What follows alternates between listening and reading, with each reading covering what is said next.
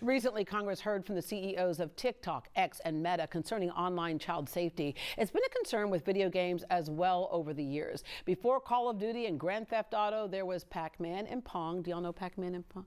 Oh, I'm so glad you know this. Okay. Sex and violence was not part of the package then, though, but times have changed. My next guest says it doesn't have to be game over for gaming in your home. Aubrey Quinn is the Senior Vice President for the Entertainment Software Association. She's also a mom with 3 kids who love video games. All right, you got 3 kids of your own, as I mentioned, a 10-year-old daughter and 2 older teen boys. You are not escaping video games, but video game safety sits in your household as well. As I mentioned earlier, it wasn't such a problem back in the 70s and 80s, but it did land in Congress. It got the ear of a lot of people, and since there's been changes, a lot of us as parents just aren't aware of it. Yeah, so what I like to remind people is that video games are one of the most beloved and popular forms of entertainment in the world today, but they are a form of entertainment.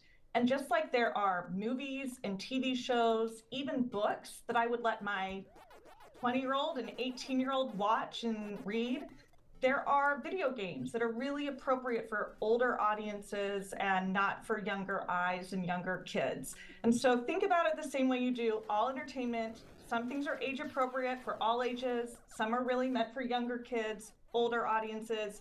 The great news for parents is that the Entertainment Software Rating Board, or ESRB, has been assigning age ratings to video games for 30 years. And so again, just like with movies, when you can look at the rating and know right away what's appropriate, there is E for everyone, E10 plus for everyone 10 and older, T for teen, and M for mature. So if you have a kid who's asking for this popular video game they're really excited about, and you want to know quickly if it's appropriate for your kids, just look at the ESRB rating, and that'll help inform the decision. Yeah, this is where a lot of people get lost because it requires a little extra time, but it's worth it. And that is, there are parental controls. You just have to take time to figure out what that is.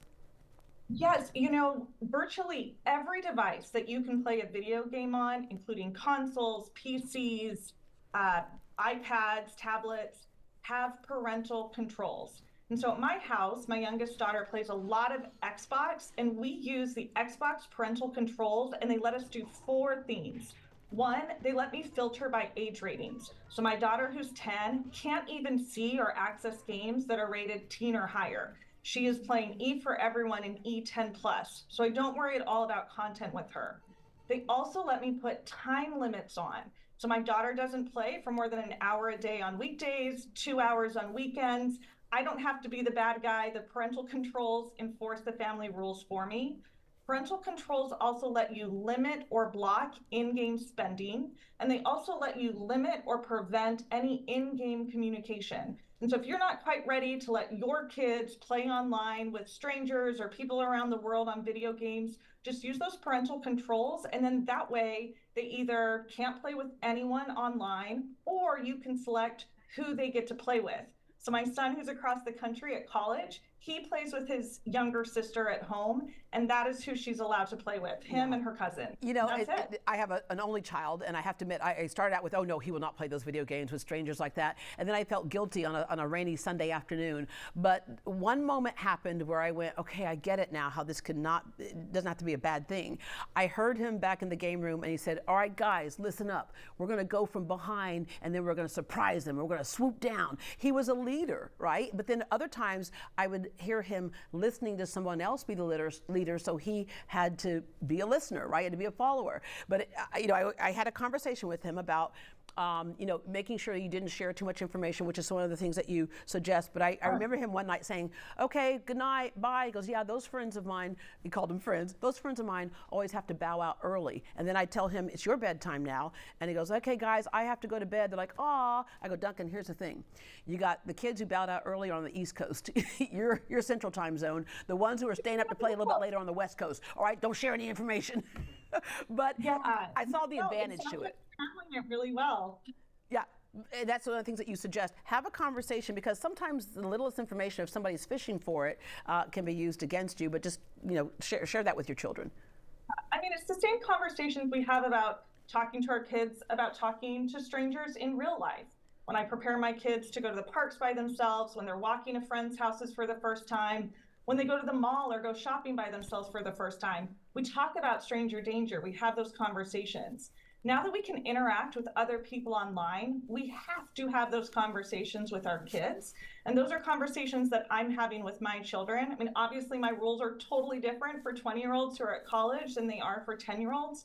But the truth is, with any online platform, you don't always know who you're talking to. Someone can say they're a 10-year-old girl and not be a 10-year-old girl. And so I've made sure my daughter understands that. Yeah, And then right that's an now, awfully deep voice for a 10-year-old girl, honey. Are you sure that's really Megan you're talking to? Exactly. And I also use parental controls to enforce those rules. But I love the example you gave of your son. What we know and what academic research is telling us is that not all screen time is created equal. And there is so much power that comes from playing video games. You learn, your brain is active. You're not just consuming. In many cases, we're creating, we're problem solving, we're learning to fail and try again. We learn resiliency. One of my favorite studies says that one of the benefits of playing video games for kids is that they learn how to learn. And so I want parents to not be afraid of games. I want them to understand them and bring them in, because play is fun, play is good.